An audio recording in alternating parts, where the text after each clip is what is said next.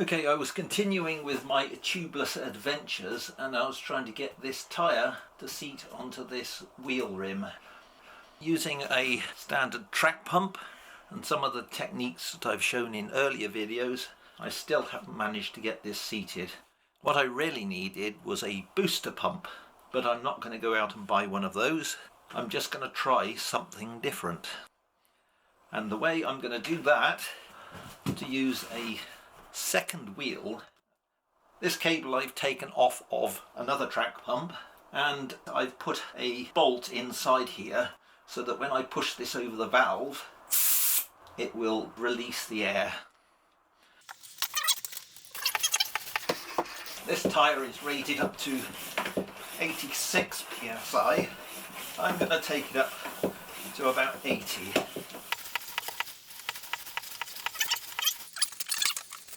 Put the valve at the bottom, just makes it a little bit easier to deal with.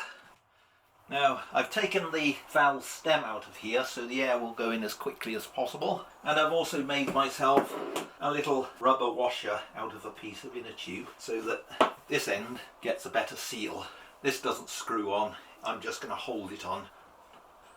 Push this on here, push it down. This tyre is flat, by the way. And then push this one down onto there, and when I push it on far enough it'll push the valve down and release the air. So hold that on there nice and tightly and let's give it a go.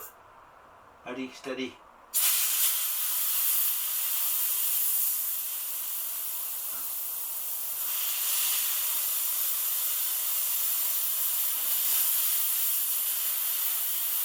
So my one tyre on the right, the one I'm trying to inflate, has gone up. I haven't heard it click into place though.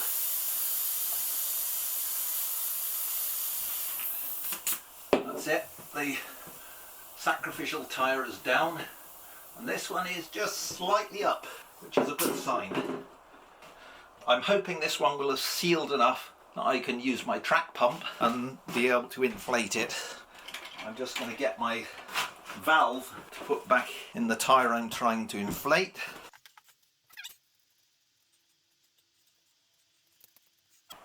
Let's turn that around. Although I didn't hear the tyre pop into place onto the rim, I'm hoping it will have moved enough so most of the rim is sealed just enough that I can inflate it quickly enough with this track pump. And let's give it a go. Oh, it's working.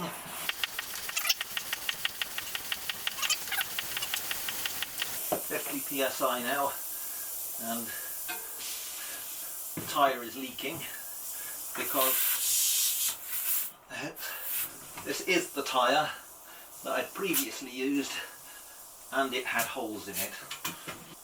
But my next plan is to try my next trick to try and get those holes to seal. But for now, it seems to be going down a bit too quickly for that. I may just try and help it into place. Oh no, looks like the tyre is in place.